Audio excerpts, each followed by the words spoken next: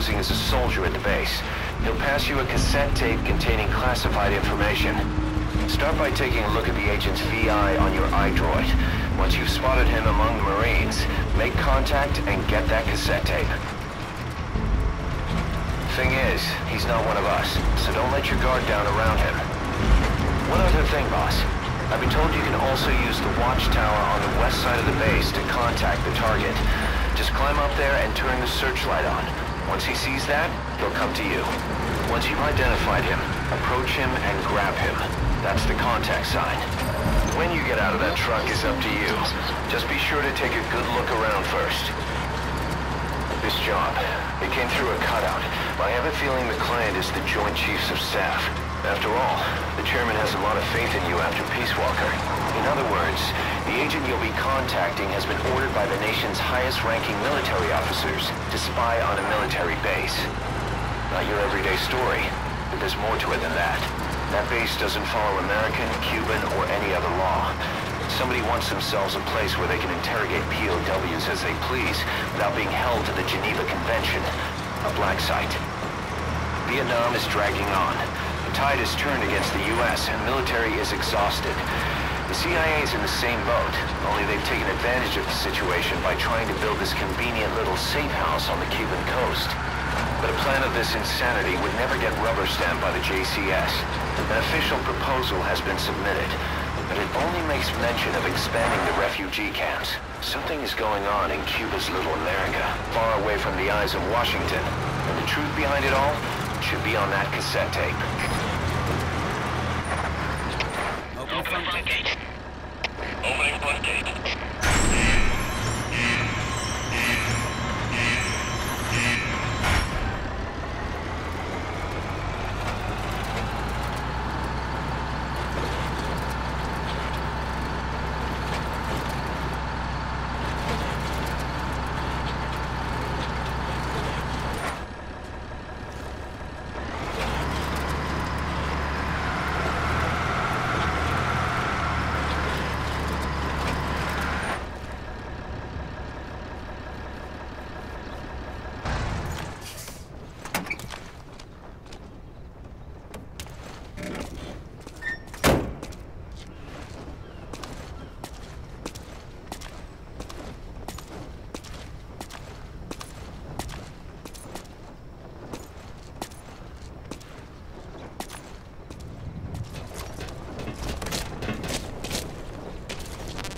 After identifying the target, approach him and grab him. That's the contact sign. Just make sure you wait until there aren't any other soldiers around.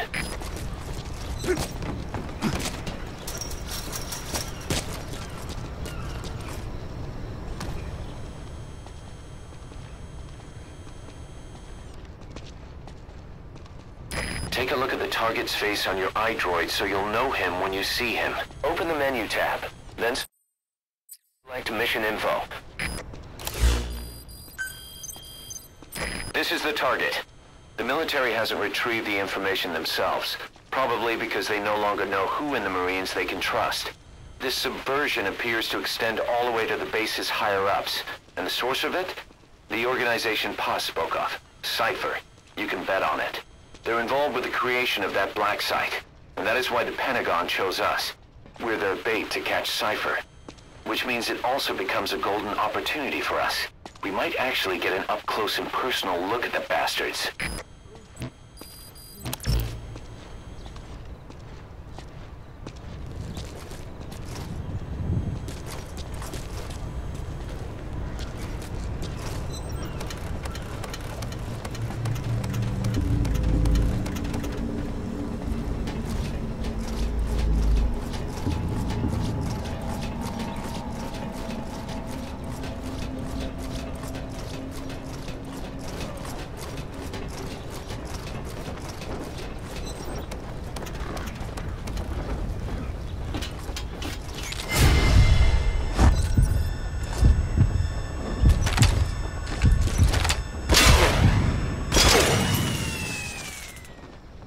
All fire teams, this is CP. We lost the security camp. There's no reason for it to be down. What's the tape doing that? Did the agent hide it? Mission That's probably the tape we're after. Make sure it comes back with you, boss.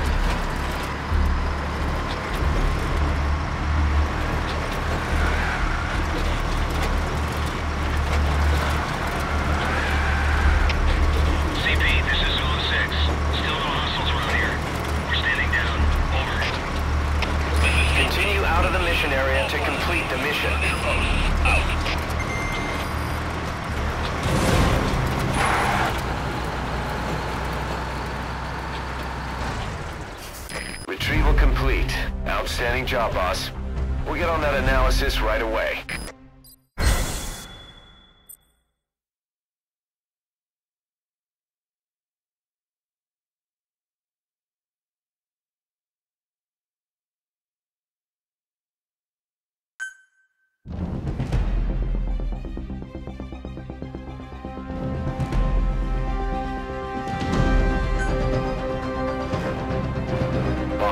The tape you recovered is clearly a recording of an interrogation. Proof that the base has been converted into a black site. But according to the client, there should also have been a record of the full scale of the plan. Maybe that was a tape we missed.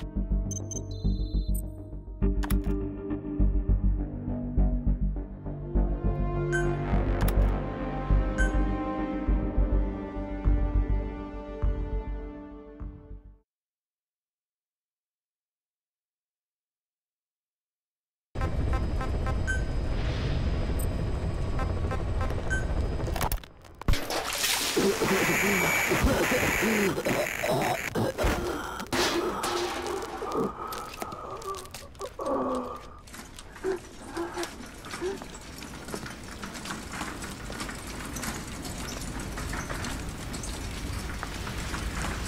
needed this place to listen to the words people had to say.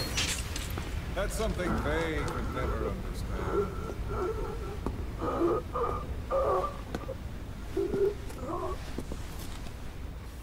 You've done your part. You told us plenty. You've known the pain of ages. And even now you think, as any person would, that this can't be happening. Is it education? Morals? Faith? Just the imprint of a lifetime of stories? Face to face with oblivion, which is where you are, and you still think that help is coming. The world you were born into is made to save you. Isn't that right? Of course it is. Everyone knows that. Until your last breath, you know it. Without the slightest chance or reason left to them, humans are capable of hope. I'm no different. But for one thing, when my time came calling, I didn't die. My family died, my country died, but they didn't take me with them. All hell took from me was this skin, this outer peel that marked me human.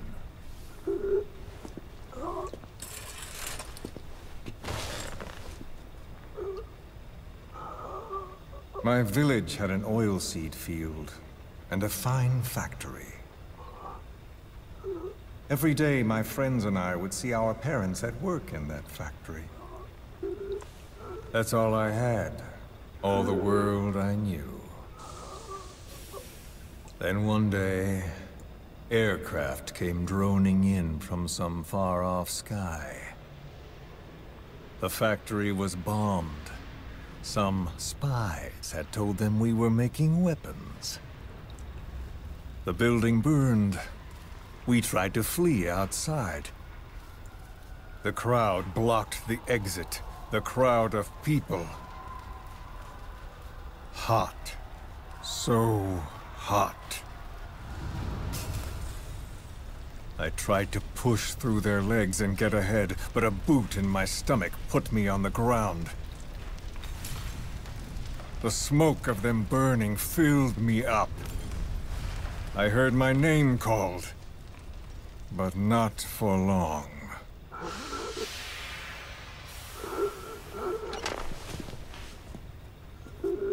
At the infirmary they carried me to, a nurse in the corridor saw me and remarked, as if it happened every day, they should let the poor thing die. Those are the only words of my mother tongue I remember. It was the language of my village. Until foreign troops invaded. Then the last identity I had left, the words I spoke, were pulled from me. My skin would never feel anything again. This face would be burned again, in torture, at foreign hands. But I still writhe in that burning factory, doused in scalding rapeseed oil. That's all I have to feel, that pain. All I have to remind me I exist here.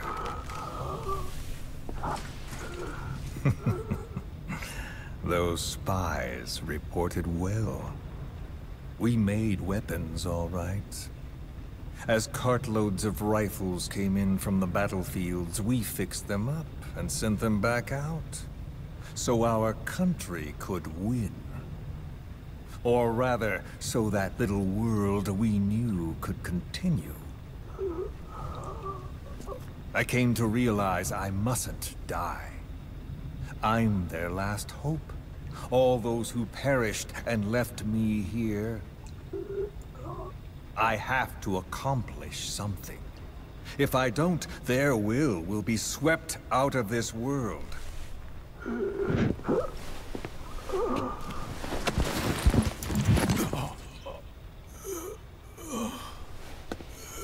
So, do you see me now? Tell me, what do you see? Hmm? You have eyes. What do your eyes see? Yes, that's right. You see a skull face. You see me. This skull is who I am. My mark, my proof of humanity. I have no country, no language, I have no face, but I haven't lost my skull. So I told myself, the pain and effort that keep me alive will never know relief, never bear fruit, never be repaid. I know that. But I told myself to focus on some hope, a non-existent hope, to guide me through this burning world. A hope. Call it a dream. A melancholic delusion. As the pressures within me stretch me to bursting, and I force myself not to cry out, though the words I thought were carved into me are gone, and all I knew is dead. I know how you feel. I've felt that. So show me that I'm not the only one. That you too can return to this world for revenge. Do you see me? Don't die. Don't die! Ah.